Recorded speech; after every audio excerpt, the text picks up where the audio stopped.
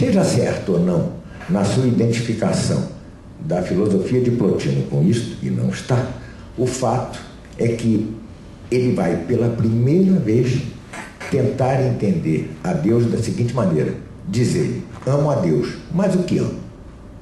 Essa é a sua pergunta. Veja, essa é uma pergunta teológica e filosófica. Amo a Deus, mas o que amo? Não é? Mas o que amo? Ou seja, ele já parte do pressuposto que é preciso inteligir para crer e crer para inteligir. São frases dele também, né? São frases dele também. Pois bem, e ele vai, para começar, tentar provar que o mundo, provar filosoficamente, teologicamente, que o mundo não existiu desde sempre.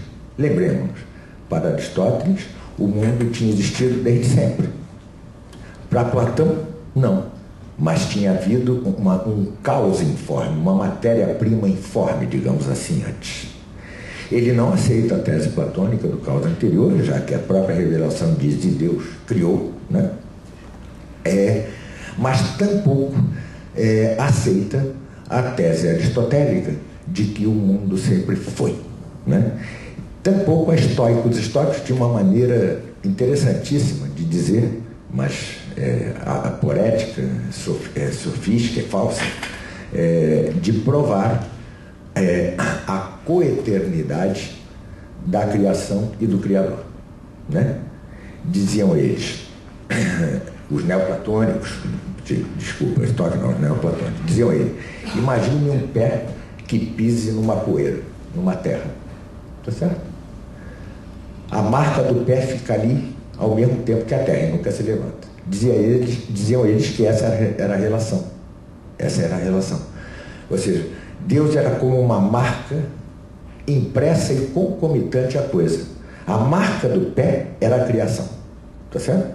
Como ele nunca levantava o pé, essa criação era desde sempre. Mais ou menos na esteira de Aristóteles, sem dúvida nenhuma. Mas não criacionisticamente. Pois bem, ele vai dizer que isso é impossível. E vai dizer que é possível provar a criação do cosmos, do universo, dos homens, das coisas no tempo. Este tipo de raciocínio que afirma a probabilidade, a possibilidade de provar a criação das coisas no tempo, terá certo sucesso na Idade Média, vai passar por muita gente até São Boaventura, né? São Boaventura. Não será o pensamento de São Tomás. São Tomás, quase no fim da vida, escreve um texto contra murmurantes. Você falou disso? Não. Contra murmurantes, em que ele diz que Deus tenha criado o universo no tempo não é um dado da razão natural, mas é um dado de fé. Ao passo que nada impediria que o mundo fosse coeterno ao próprio Deus. Ou seja, Deus teria criado coeternamente o universo. Mas, dizia ele, é um dado da razão natural, e o Sidney explica isso com suas vias, é um dado na razão natural que Deus criou o mundo. Tá certo?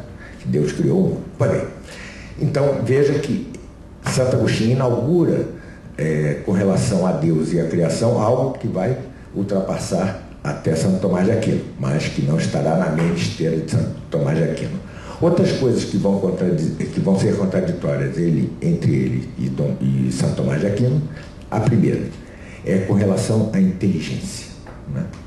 Para ele, nossa inteligência não é capaz de descobrir verdade essencial nenhuma sem a iluminação interna do próprio Espírito Santo ou de Cristo. Tá certo?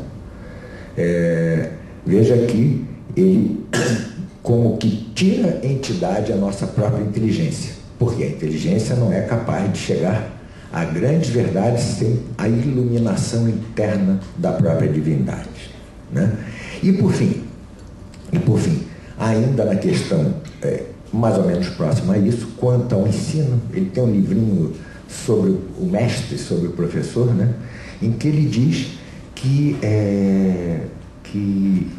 o professor não propriamente ensina ao pupilo, ele como que extrai algo que ele no fundo já sabe. É um eco distante da anamnese. Se lembram disso? De Platão? É um eco distante da anamnese, né?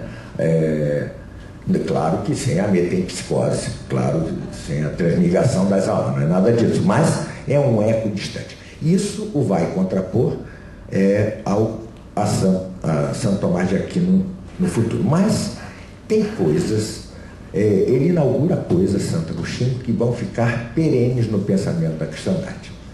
Por exemplo, ainda com relação à criação, a noção de razões seminais. Eu gostaria de falar disso apenas para eliminar um mal-entendido.